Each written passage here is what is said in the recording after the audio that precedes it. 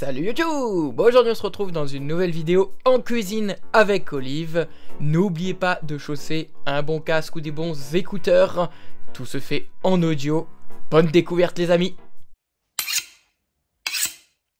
Bonjour et bienvenue dans ma cuisine. Alors aujourd'hui, la recette des spaghettis à la bolognaise. Alors pour les ingrédients, il vous faudra donc des spaghettis bien sûr, des tomates, de la viande hachée, des oignons, des herbes, de l'huile d'olive, du jus de volaille et puis de quoi épicer votre plat. Donc pour commencer, je prépare mon oignon, je l'épluche, j'enlève la base,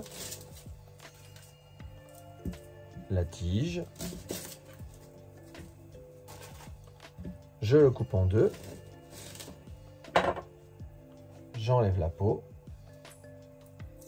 Et puis ensuite, je vais le découper en petits morceaux, en petits dés. Donc d'abord, je fais des tranches très fines, dans le sens de la largeur. Et puis ensuite, je vais tourner ma planche à découper et je vais refaire des tranches très fines, ce qui va former des petits cubes. Je dirais que c'est important qu'ils soient en cubes parce que mes tomates, je vais faire la même chose et comme ça, tous mes ingrédients seront à peu près à la même dimension. Alors pendant que je suis en train de préparer mes oignons, mes tomates, eh bien, dans une casserole, j'ai mis à mijoter déjà depuis un quart d'heure, 20 minutes, un petit cube de bouillon de volaille que j'ai mis dans 500 ml d'eau. Et je l'ai mis à mijoter parce que je veux le faire réduire en fait. Donc je vais le faire réduire aux 2/3 à peu près. Donc régulièrement, je le mélange de façon à obtenir un jus concentré. J'ajoute mon huile d'olive. J'allume sous ma sauteuse ou sous ma marmite, vous faites en fonction. Moi j'ai pris une marmite plate assez large.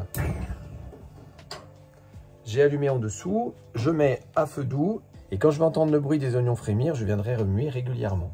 Et je remue régulièrement ma casserole de jus de viande. Ça me permet de vérifier le contenant de ma casserole. Alors ça y est, les oignons commencent à frémir.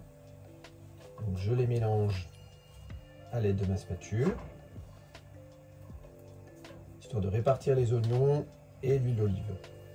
Alors faites-le tout de suite, hein. Ne laissez pas le temps à votre huile de brûler.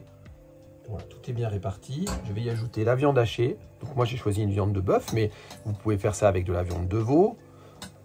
Vous pouvez, traditionnellement c'est la viande de bœuf, hein, mais vous pouvez faire ça avec d'autres viandes, pourquoi pas même de l'agneau. Ce sera juste un peu plus fort. Et puis ce ne sera pas la recette traditionnelle, mais après vous commencez à me connaître, la recette traditionnelle, elle est intéressante, mais on peut faire ses propres variantes. Donc, je rajoute la viande hachée à l'intérieur de mon plat. Et pareil, à l'aide de mes mains, je vais répartir la viande sur le fond de ma gamelle. Alors, moi, j'ai 600 g de viande hachée de bœuf et je compte pour 4 personnes. Après, vous faites en fonction aussi des gourmands que vous avez à la maison. Avec ma spatule, je viens mélanger régulièrement. Ça évite que ça accroche dans le fond du plat déjà pour commencer. Je vous rappelle, hein, je suis à feu bien doux. Hein. Le but c'est de mélanger les saveurs. Ça commence à sentir très bon déjà. Et pour l'instant, on n'a même pas mis d'épices. Je vais laisser mijoter quelques temps. Pendant ce temps-là, je vais préparer mes tomates. Ça va permettre à la viande de rendre un petit peu de jus. Comme c'est de la viande hachée de bœuf, il n'y en a pas beaucoup hein, de jus. Mais le jus de volaille que j'ai préparé à côté va servir à ça. Alors pour mes tomates, donc j'enlève le pédoncule. Puis ensuite, je coupe ma tomate en deux. Et je vais prendre chacune des moitiés et je vais en découper des tout petits dés à peu près à la taille des oignons de tout à l'heure. Et mes petits dés de tomates, je les mets dans un petit bol. C'est important hein, de faire la découpe comme je vous l'explique. Pour l'uniformité de la cuisson, c'est vraiment idéal. Alors si vous n'avez pas de tomates, parce que ce n'est pas la saison, ou que vous n'avez pas de tomates tout simplement chez vous, eh bien vous pouvez très bien utiliser des tomates pelées, mais il faudra évidemment les sortir du bocal et les préparer comme je le fais. Alors les quantités de tomates, j'ai compté 5-6 tomates, pas trop grosses. C'est pas une sauce tomate qu'on est en train de faire, hein, c'est vraiment un assaisonnement. Quand les tomates sont un peu grosses, je les coupe pas en deux, hein, je les coupe en 3 ou 4. Je veux vraiment que mes dés soient homogènes. Je pense à remuer régulièrement mon jus de viande. Ah, il commence à être pas mal là. Pas mal réduit. Hein. Je vois bien, j'ai une spatule en silicone, ce qui fait que comme elle a tendance à flotter un petit peu, si j'y vais doucement, ben je me rappelle, ça me permet de vérifier la hauteur du jus qui est à l'intérieur de ma casserole. Et là, j'ai bien diminué de un peu plus de la moitié. Je mélange la viande qui est dans son jus, hein, elle a bien rendu. C'est vraiment super. Pour moi, c'est assez. Donc, ce que je vais faire, c'est que je vais vraiment baisser sous la marmite au minimum du minimum. Et je finis de préparer mes tomates. Maintenant que mon jus de viande est prêt, je coupe sous ma casserole. Voilà, alors mes tomates sont prêtes. Je vais les verser. Donc, j'ai à peu près un bol de tomates coupées en petits dés. Elles sont prêtes. Hein. Je vais les verser dans le plat de viande hachée. Voilà. Et ensuite, avec ma spatule, je vais venir tout mélanger. Histoire de mélanger la viande avec les tomates.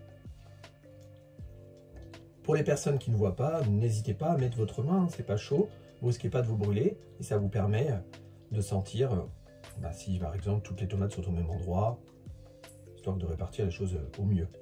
Ensuite, j'y ajoute le jus de la viande que j'avais préparé, que je verse doucement en répartissant au mieux. Alors évidemment, pas de sel puisque le jus de viande est déjà salé. Je poivre. J'y vais généreusement. Hein. J'y ajoute du piment, une pincée.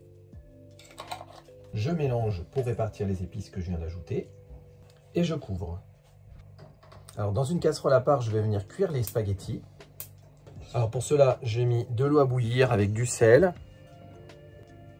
Moi j'utilise du gros sel, hein. Je mets une belle poignée de sel, il faut que ce soit salé les pâtes, sinon c'est fade. J'y ajoute une petite goutte d'huile d'olive, ça évite que les pâtes accrochent entre elles. Et lorsque ce sera à ébullition, je plongerai mes pâtes pendant 10 minutes. Alors la cuisson des pâtes, elle est en fonction des pâtes que vous utilisez. Hein.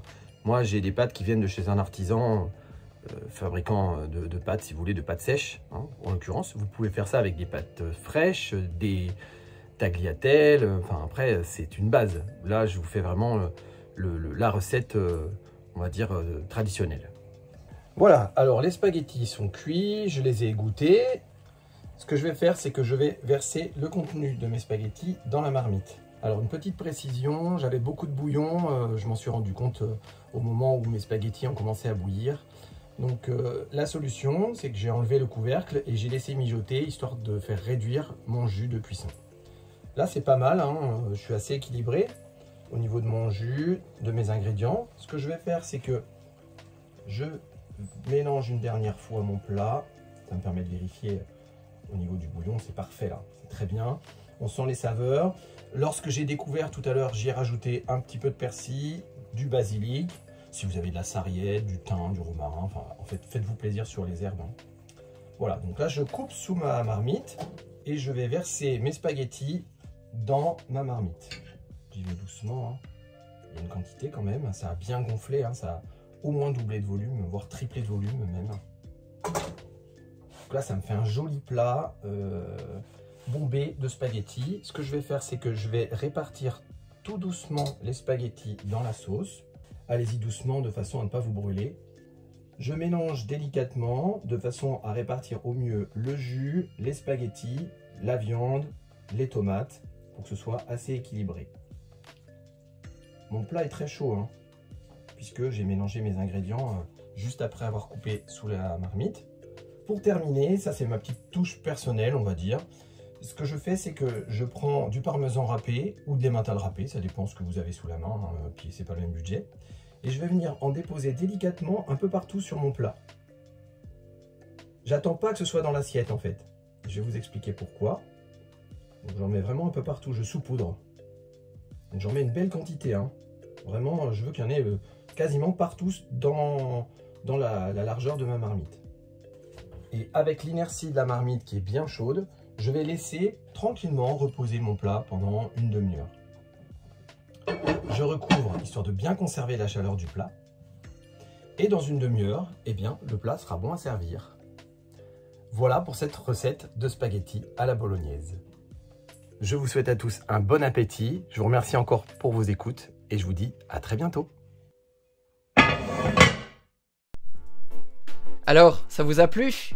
Si vous avez toute question, suggestion ou interrogation, n'hésitez pas en section commentaires, on se fera un plaisir, que ce soit Olive ou moi-même, à vous répondre. N'hésitez pas à vous abonner à la page Facebook et à la chaîne YouTube pour être au courant de toutes les dernières sorties et actualités. Également les amis, partagez le contenu, ce sera important pour nous et pour ceux qui souhaitent apprendre à faire de bons plats. Bon appétit, à la prochaine!